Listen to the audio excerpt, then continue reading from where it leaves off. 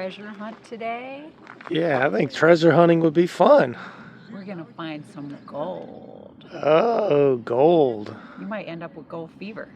Gold fever. And last night we had moose burgers. We might not leave Fairbanks. Those were so good. Aren't I can they? still taste Mr. Bullwinkle. Now I know why he's been hiding. He's delicious. Absolutely delicious. So we're here at Gold Dredge number 8 for a gold panning tour. And the buses are starting to pour in. Oh man, We got company. I guess we got company. Who's gonna get the biggest nugget? I don't know. I hope it's you. Me too. That'd be great.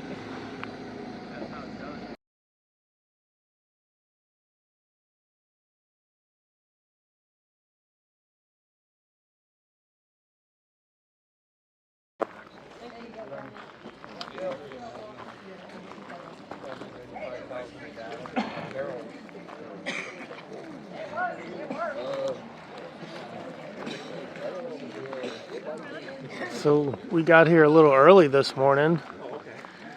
Tour buses are already arriving. Yeah. But hey, we got our tickets. Check that out. Are we going on a choo-choo? We are. Choo-choo. Is this the cash money choo-choo? I don't know. Let's hope it's the cash gold choo-choo. The gold rush choo-choo. The gold rush is on. Let's check out this. They getting ready to. Showing you the inside of the pipeline. Yeah, they getting ready to talk to us, or? Oh, I thought somebody was going. Not yet. Not yet. Inside of the pipeline. Yeah, sure. Yeah. Thank you. Yesterday said 5 to 7 in Australia. Usually they say like. Looks like he's welding on the pipe there. Oh, is that the pig? That's the pig. It cleans out the pipeline. Interesting. Yeah.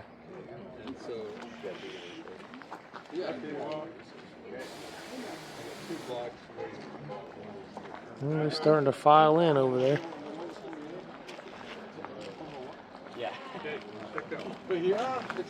Remember that area of the pipeline that we saw before? Yeah. That's right across the road from here. Oh, Yeah. that's pretty good. It goes down that way, this curvy work. Oh yeah, it winds all around. It's not a straight pipe.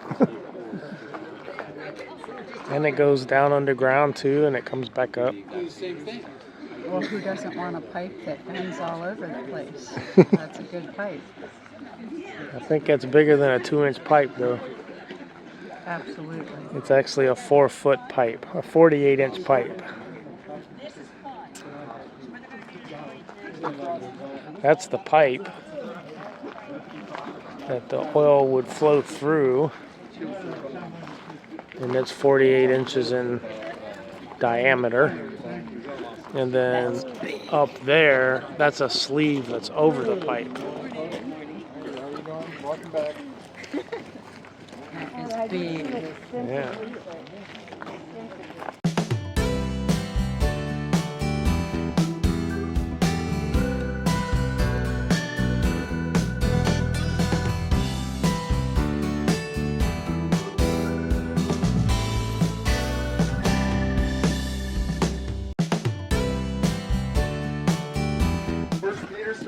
And I'm going to be your narrator and guide while you're with us this morning, and we're going to spend a lot of time together, so I'm going to introduce myself a little bit.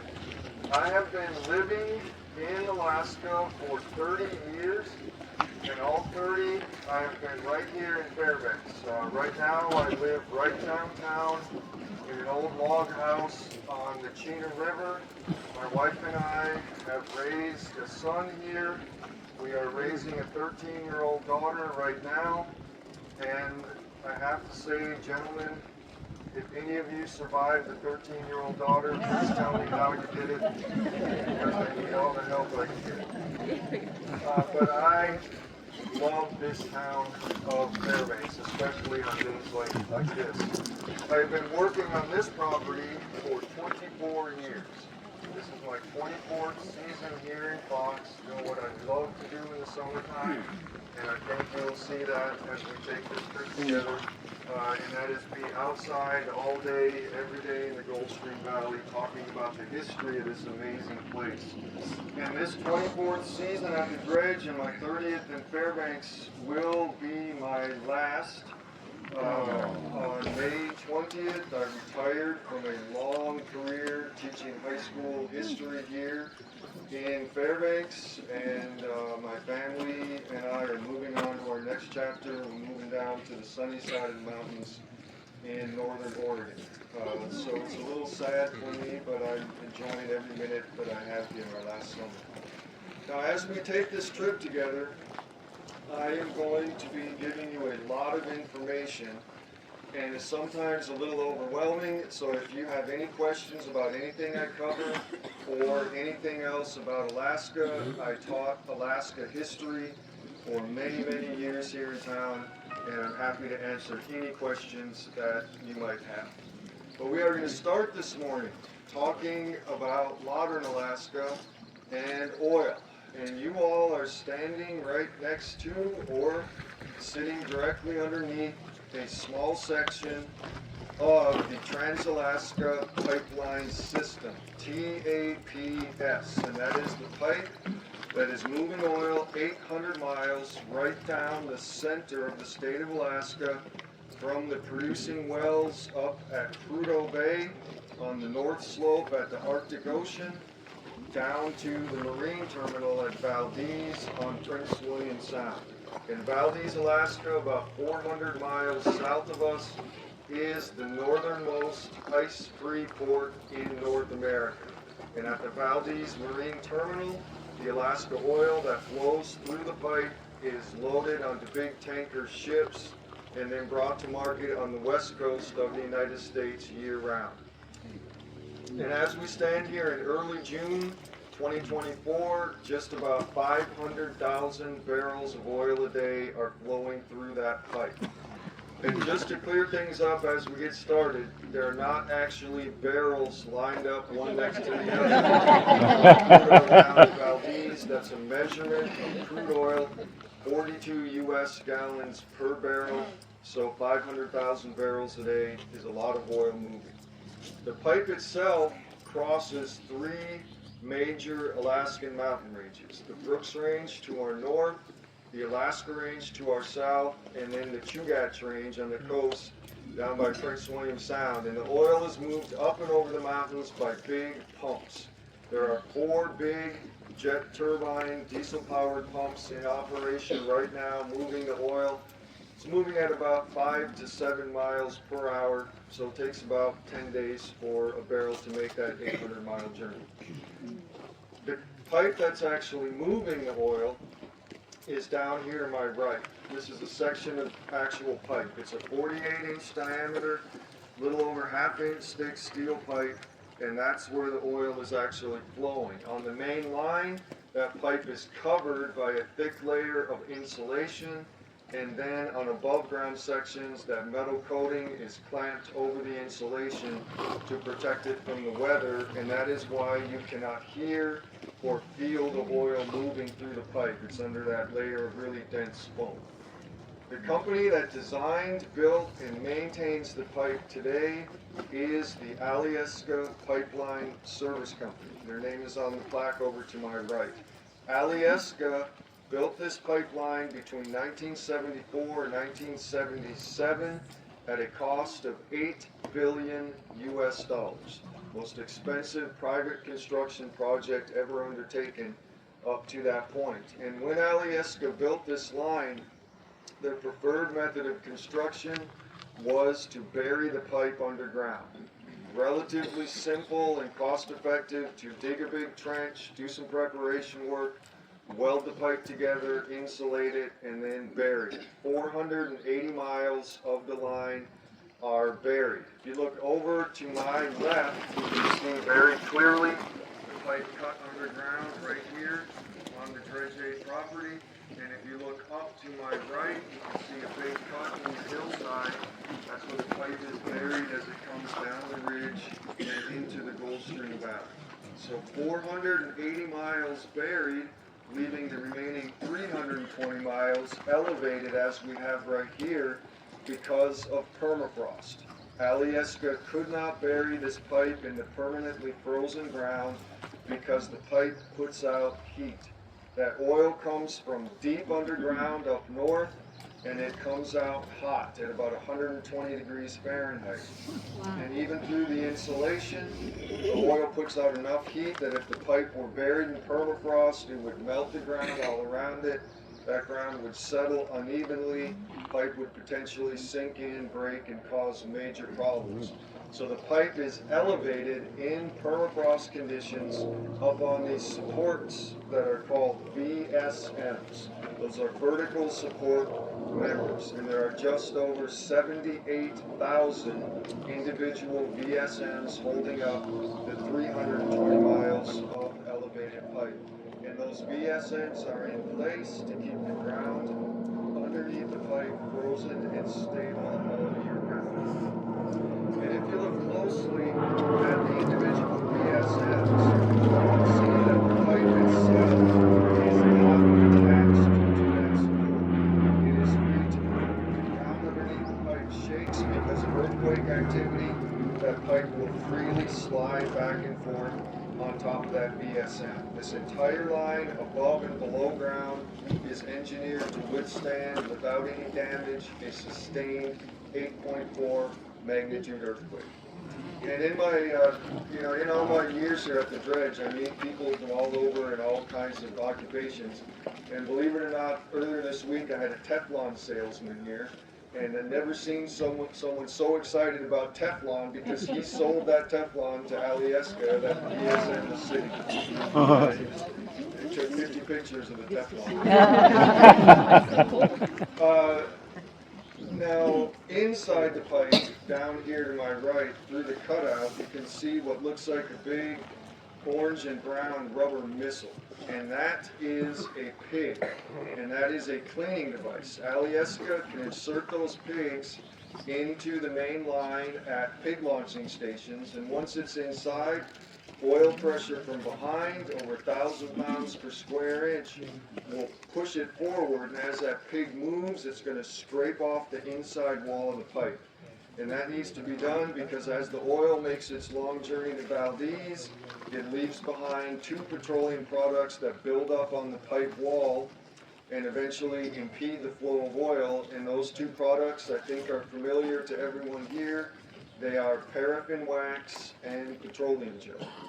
So the pig removes the wax and the jelly from the pipe wall, pushes those materials forward, they re-enter the flow of oil, continue the journey down to Valdez. Alyeska can then divert the pigs out, they clean them up, put them on trucks, send them north, and then run them through again as needed, as determined by their maintenance engineers. And in a minute, as we head down to the train, at the bottom of the hill on the right, there's a crate with an unused pig in it.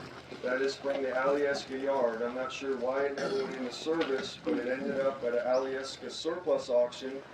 And a guy we know went to that auction looking for some equipment, saw the pig, said, I gotta have that thing for my yard.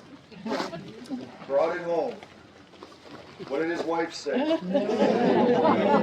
rid of the pig. So here it is for you. Now I get a lot of questions here about the pipeline and security. 500,000 barrels of oil a day flowing through the line right now. Market price for Alaska light sweet crude this morning right around $75 a barrel, and $75 times 500,000 barrels equals a lot of money flowing through that pipe, and it seems to be very open here and unsecure. It is accessible along its entire length so that Alyeska can get to it for maintenance and repair, but it is very closely watched. Alyeska flies a helicopter at low altitude up and down the pipeline corridor every day.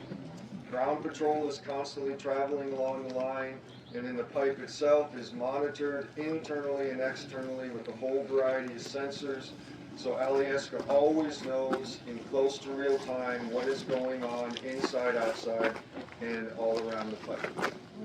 So that is your real quick overview of TAPS. That's the official name of the line, Trans-Alaska Pipeline System, moving Alaskan oil 800 miles from Prudhoe Bay down to Valdez. And that, in fact, on this beautiful summer morning here in Fox, was a complete 2-day unit in the Alaska history class. I taught 9th graders for many, many years. You guys got it in 11 minutes flat. I guess testament that you're a little bit more attentive than the average 14-year-olds I had in my class. But if you have any questions about the pipe, you want to hang back here. I will hop down, try to answer questions individually. Otherwise, you can turn around, head down the path, on board that train. Once we get everybody boarded, we will hit the rails and talk about gold. Rail's got a good.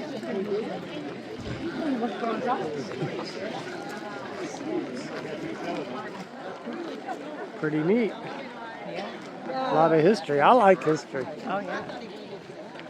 Now, most of what he said I was familiar with already, but he did touch on a couple things that were new to me. About the He's a good Teflon person to and be talking about. absolutely. I do have a question for him, and he may bring it up. So I'm going to ask him Okay. I want to ask him about protection from stray bullets. The hunters, they hunt the land, and what protects the pipeline from the stray bullet? What regulations are in place to protect it from that? And I bet he'd like to talk about it. Good question. Yeah. Higher volume and speed.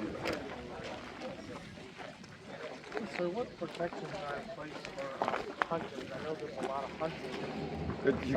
It's a federal crime to discharge a firearm within 5 miles of the pipeline. And in hunting season, you know, from especially caribou farther north, there's federal agents all over the place, and there's Alaska Fishing Game. Okay. Yeah. Is it fenced or well marked? Well, everyone knows. I mean, there's game management unit books for every. It's their responsibility to know. It's a hunter's responsibility to know. It's not a big secret. Yeah. Yes. You talk history. Yes. We gotta head down to the train. We can walk and talk. Yes. So answer me this question.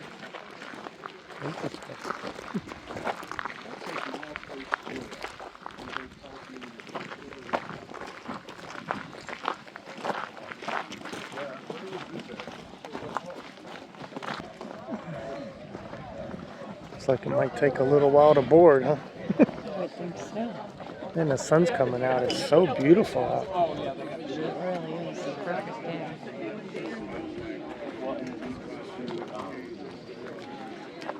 It needs to go right off the front of traffic, but still not.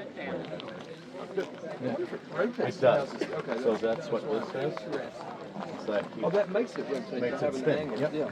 It's like rifling's in a barrel. And so the pipeline is not full. So, welcome aboard, everyone. It's good to see a nice full train here this morning. We are starting to ramp up into our busy summer season. We have a lot of guests with us this morning and this afternoon, but we are the only train riding the rails this morning, and we call this 10:30 trip the Beaver Creek or the B train. So again, we will be the only train in camp this morning, but when it's time for boarding calls, they will be for Beaver Creek. And our engineer on the B train behind me in the cab is Alan. Everybody say good morning, Alan. Alan has made his final check. This electric train is ready for a safe ride. Do us a favor one more time, just check the doors on both sides, make sure they're securely latched. Alan will give a signal with the bell or the whistle when he is ready to move the train, and that's your signal to please be safe and have a seat. No smoking on the train this morning, and please try to refrain from using cell phones for anything other than taking pictures or video while we are riding the rails. Other than that, Alan, we are set to go. On this Beaver Creek train, and we're going to take a trip through gold mining history. Up on your screens right now is a picture of a man named Felix Pedro, and the story of gold in the Fairbanks Mining District, where we are right now, starts with the story of that man. Pedro was an Italian immigrant who made his way across country and up into the far north long before the major gold strike in the Canadian Klondike in 1896 that brought so many tens of thousands of men north. Pedro was up in the Circle Mining District, 150 miles north of us on the Yukon River, all through the 1890s. And Felix Pedro was your prototypical gold prospector, a man who wanted to find his own gold. He would work for others in their mines only until he had earned enough to buy himself a grub stick. That's some bacon and beans and sourdough, a bedroll, a pickaxe, a shovel, and a gold pan. With those limited supplies and simple tools, Felix Pedro walked into the wilderness searching for gold. He came 150 miles on foot from Circle City down into this unexplored valley, and it took him 9 years of looking, but he found his gold on July 22nd, 1902, in the creek he named after himself, Pedro Creek, just 5 miles up the road from us here in Fox. And that Pedro strike started the gold rush into what would become, and still is, the Fairbanks Mining District. Now Pedro and the other men that came into this valley used their simple prospecting tools, rocker boxes and gold pans, to look for what they called color, or an indication of gold in the creeks. And we're just about to cross Engineer Creek here for the first time on the property, and this is a gold-bearing creek. If a prospector found good gold in a creek like Engineer, they would know there's potentially a lot more gold somewhere close by. And in Fairbanks, that meant buried underground. Now there are 3 layers of material in the ground here that you need to understand the mining methods that I'm going to talk about. The top layer of material on the ground is called overburden. It is frozen silt and mud. There is no gold in overburden. Underneath that, a layer of frozen gravel, and then finally bedrock. And if there is any gold to be found in paying quantities worth mining large scale, that gold will not be up at the surface in that creek. That gold will be right down that bedrock underneath all of that frozen ground. And that layer of gold that lay across bedrock was called the pastry. So, Pedro and the other men that came into the valley here would stake a 20-acre claim on a creek and then set up equipment. Right behind me, what a typical gold mine looked like here in Fairbanks during the peak of the gold rush. Once the miners had all that equipment in place, they would pick what they hoped was going to be a lucky spot on that claim, and they would dig an 8 by 8 foot shaft straight down through the frozen ground to bedrock, as much as 300 feet down on some of the deepest claims. And if they were lucky and they hit that pay streak of gold at bedrock, they would then start to excavate a side tunnel off of that shaft across bedrock following the pay streak of gold. And that side tunnel was called a drift. So these were drift mines, and the men that worked them were known as drifters because they're drifting off of the shaft following the gold. Once the shaft was open to bedrock, the drifters would send steam lines down from the boiler on the surface, and those lines were attached to steam points like this one right here. Men working underground would hammer these points into the frozen face of the drift, use the steam that came out the end to thaw the frozen ground. Once it was thawed, they would excavate with picks and shovels, fill up wheelbarrows, 265 pounds per load. Those men moved that thawed gold-bearing gravel from the face of that drift right across bedrock and back to the bottom of the shaft. They would fill the big bucket up that was waiting there. When the bucket was full, they would signal their engineer up on the surface. At the signal, the engineer would engage his winch, lift the full bucket up and out of the shaft. It would travel up the line, drop its contents into a pile of material like this behind me. That's called pay dirt. Pay dirt is gold mixed in with sand and gravel. And what the drifters were looking for in the pay dirt that dropped out of the buckets was placer gold. P-L-A-C-E-R. Placer gold is gold that has been separated from its original load source or its mother load by natural erosive processes. Over millions of years, that the gold washed off the load down the hills into the valleys. Because of its density, it sank down to bedrock, forming the pastry. To separate the placer gold in the pay dirt from the sand and the gravel, the drifters needed two things: a steady supply of water from the creeks and a sluice box. Now, a sluice box was just a narrow wooden trough, usually 18 inches across, set up at a downward angle with some riffles or wooden slats inserted into it crosswise to catch gold. When we get down to the dredge, you're going to see a set of riffles and get an explanation about how they work as gold recovery devices. But the drifters would build long wooden sluice boxes right into the piles of pay dirt. They would divert the creeks directly into the sluices. They would spend all summer long shoveling the pay dirt by hand into that sluice box to catch the heavy placer gold in those ripples. How about a hand for Paxson, our engineer, running the winch for us this morning? And that is an authentic piece of Gold Rush era machinery. It's a lot of work to get it moving. Now, the peak year for gold recovery in Fairbanks using these underground drifting methods was 1909. 1909, $11 million worth of gold recovered by the drifters. At $17 an ounce at that time, that's about 650,000 ounces of gold recovered in one cleanup season. Now, after that record 1909 year, there's a sharp decline in gold recovery, almost in half by 1910, because the easy gold was gone. The rich pastries were identified and mined out. There was still a lot of gold left on the plains. All the drifters knew that gold was there, but they called it waste gold. And with the periphery of the pastries, low concentration ground, a waste of time to mine, because it cost the drifters more to get the waste gold out of the ground than it was worth. And so as gold recovery declined, population went with it. By the early 1920s, Fairbanks, just another dying Alaska mining town.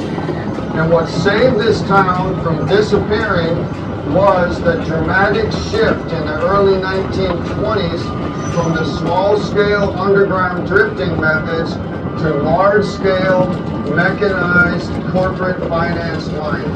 And the large-scale method we're going to talk about was the use of the big gold dredges.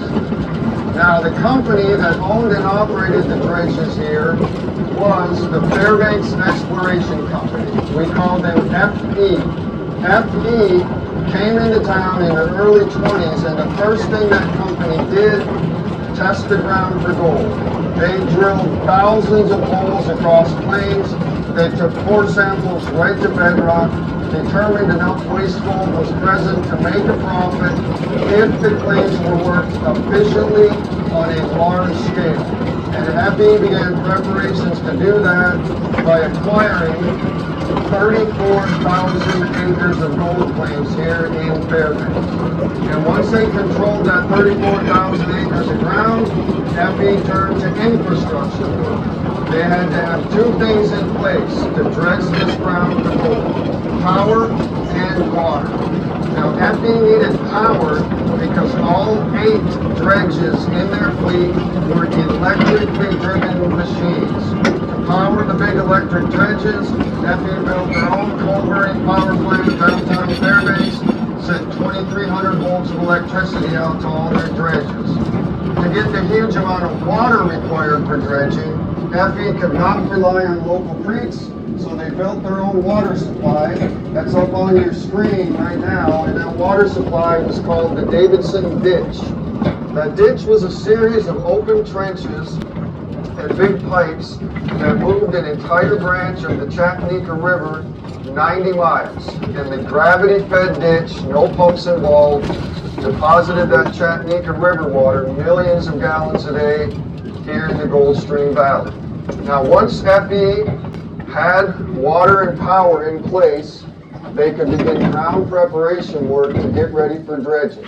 And that was a two-step process that went right along with the layers of material in the ground. The top layer of, again, overburden, just frozen silt and mud, no gold in it, so all overburden had to be removed from ground to be dredged. And FE removed overburden with big high-pressure water cannons like this one, called hydraulic giants. FE was taking water off of the Davidson Ditch through a series of pipes, forcing it out this giant at high pressure. Workers called pipers would hold onto the giant they were operating, point it straight ahead, and use that high pressure water to blast away the overburden. Layer by layer, wash it into the creeks, and let the creeks just carry it away. If I were standing on this claim on Engineer Creek before the FE company stripped this ground of overburden, I would be standing 100 feet straight up in the air. That's the original elevation of the floor of this valley. That's where Engineer Creek originally ran. All the overburden here washed away to expose these gold-bearing gravels. But once the gravels were exposed, they were frozen and they had to be thawed out before they could be dredged. And right in front of me here now is a cold water thaw field. And the FE company thawed gravel very simply by driving these hollow pipes called cold water points straight down into the ground, circulating water off of the Davidson Ditch. And as that water filtered through the gravel, it would thaw it from surface all the way down to bedrock. There was a tremendous amount of work in ground preparation. It took an average of 7 years of work to go from an untouched piece of ground to a piece of ground that was stripped of overburden, that was thawed, and that was ready for a dredge to dig for a full 200-day season. And 200 days was the FE company's operating target for each dredge every year. Now, so much work involved in ground preparation here that 3 times as many men employed by the FE company worked in the stripping and thawing fields as actually worked on board one of the 8 dredges. Hardest job in FE was driving that cold water point into the ground. 12 hours a day, those men called point drivers picked up 24-pound hammers, dropped them on clamps to drive the pipe. And for that hard labor, they were compensated at the astounding wage of 33.5 cents per hour. They had to work for that extra half penny an hour. Now, before the first gold dredge went into operation in 1928, and before the FE company, therefore, had recovered 1 single speck of gold, the company spent $15 million cash on preparation. Now, $15 million is a lot of money today. In 1928, $15 million was an extraordinary amount of money. And the FE company was not going to put $15 million into this project without the expectation of a big return on the other end. And I will talk about total gold recovery and return on investment on our trip back a little bit later on. But that $15 million startup included property acquisition, their drilling program, construction of the Davidson Ditch, the power plant, the first 3 dredges, initial stripping and thawing and labor costs, and the construction of company camps. At their peak, FE company had about 1,000 employees, most of them seasonal, and most of those men lived in one of 13 camps out on the creeks. All the buildings that you're going to see on the property and buildings you will go in today are original FE Company buildings, but they've all been moved from their original locations onto this property so we can see them with the dredge. There's a big bunkhouse through the trees over to your right. FE would never have built a bunkhouse right next to a gold dredge. This machine was definitely loud when it was in operation. All those camps were located up in the hills, and the men were trucked in to work their shifts in the fields or on the machines. So we're coming up on the dredge pond here. I encourage you to get some pictures or video as we pull up alongside. As we do, you will see the machine noticeably listing towards the back corner. We have a little bit of flooding on the main deck. That's normal for early summer here. A little bit of a leak in the hull. We pump it out in the summer, but we can't run the pumps at 50 below. Believe it or not, it's 50 below here in the wintertime. And so the machine freezes in and gets overtaken by the spring flood. We will be pumping it out this week and get it back up to floating, hopefully by the middle of next week. But as you see flooding on the main deck, you can come on the dredge this morning, but only on the second and third decks. Out front, my friend Tim Lampkin, he's going to explain the operation of this dredge. There you go, Tim. Well, good morning, everybody. Welcome to Gold Dredge 8. And here she has sat since 1959. In operation, these dredges would do three simple things. They would gobble up gold-bearing gravel, they'd swallow the gold, and spit out rock. And the business end of this dredge up front here, this big piece of iron poking out the front, is called its digging arm, and the digging ladder. It would be surrounded by its bucket line. Now, as these things would dig, they would do so in a manner that very much resembled a big old giant chainsaw blade. But you know how the teeth of a chainsaw cut down into the wood? Well, in this instance, of course, it would be going much more slowly and in reverse, and it would instead be cutting up into the bank of the pond. Now, there was a big industry of these dredges back then, guys. There was all kinds of makes and models and manufacturers of these things over the years, and they would categorize these dredges according to the size of their digging buckets. In this instance, oddly enough, Gold Dredge 8 was technically a Category 6 dredge because each one of those buckets would hold 6 cubic foot of material.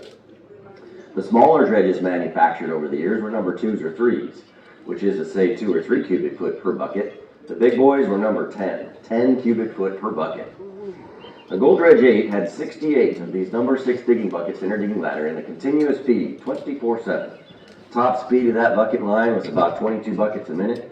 If you do the math, in the 24-hour shifts, this thing would gobble up, process, and spit out about 6,000 yards. That's a lot of earth.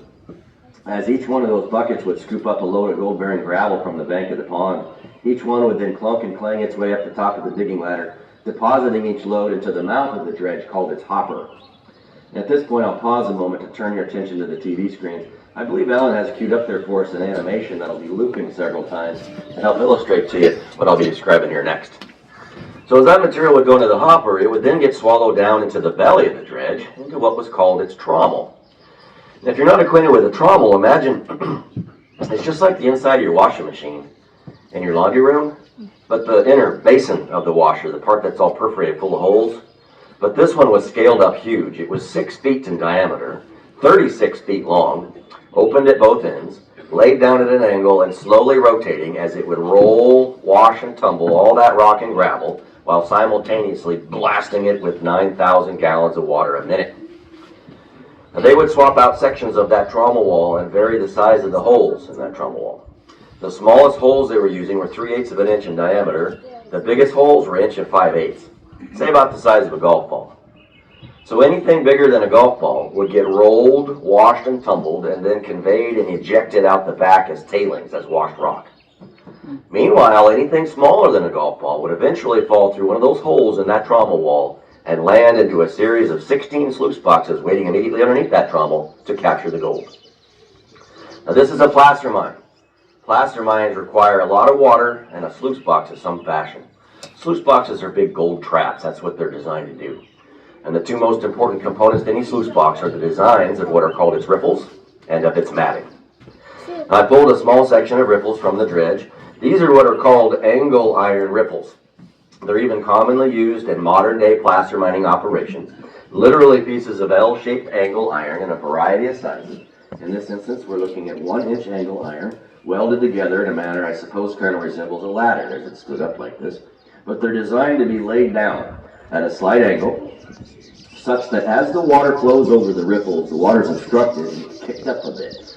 It's kicked up just enough to come crashing back down on the backside of the next riffle, creating a backlash or an eddy current, churning and flushing and slamming all the heaviest materials, the gold, into the bottom of each riffle, from one riffle to the next, all the way down through the series of the sluice boxes. Now underneath the riffles then is what's called its matting, and it's critical because it's what really traps and holds that gold into place. It traditionally consists of some kind of fingery, fibery, tendrily type material. Now in ancient days, the ancient Greek miners, nothing new here guys with the means and methods of placer mining, those ancient Greek miners had wooden sluice boxes with wooden riffles under which they would line with sheep's wool. Everybody heard of the golden fleece from Greek mythology? That's where that came from. They'd line that wool in their sluice boxes, set the riffles on top of that, wash the material through there. At the end of the day, when they're ready to stop, they cut off the water supply, pull the riffles and the wool out, bring the water from the wool, let it dry in the sun a while, and then burn that wool, sift through the ashes, and recover their gold that way. Later on, they began developing the use of horsehair, of camel hair. During the days of the dredge, they were using what was called cocoa mat, literally woven from the outer husks of coconuts. Now this piece has seen better days. It came out of the dredge, but a brand new piece of this would probably remind you of a real dense, heavy-duty piece of burlap. Very effective and efficient at trapping and holding that gold into place. So this dredge would operate continuously, 24/7, for 2 weeks. Every 2 weeks, they'd have a scheduled shutdown for about 4 hours for a maintenance and to do what was called a cleanup. A special crew would come on board, disassemble the sluice boxes, get their flat shovels out, and begin to scoop that concentrate that had accumulated into a series of lock boxes like this one. Kind of reminds me of a real heavy-duty ammo box. Whole bunches of them. Roll them up full, load them into a series of pickup trucks and convoy into town. Introduce that concentrate into what was called a retort system, a big furnace. Crank it up to 2,400 degrees Fahrenheit, burning off all the impurities, and all that would be left is pure molten gold that they pour into brick molds like this one. This is a 700 troy ounce brick mold. They'd let that brick cool off, plop it on the table, it'd still be warm and soft. They'd get their FE company corporate seal out and punch that symbol into that brick. And catch this. Every one of those 60-pound gold bricks, they would then, just very simply, wrap into some brown paper, tie off with some twine, stick a stamp on it, and mail it through the U.S. Postal Service to the mint in San Francisco. Never lost one of them. Every 2 weeks, they would recover on average about 4,000 ounces of gold, 6 or 7 of these bricks. At today's prices, valued in the neighborhood of $9.5 million every 2 weeks. It was an incredible amount of gold recovered from this area.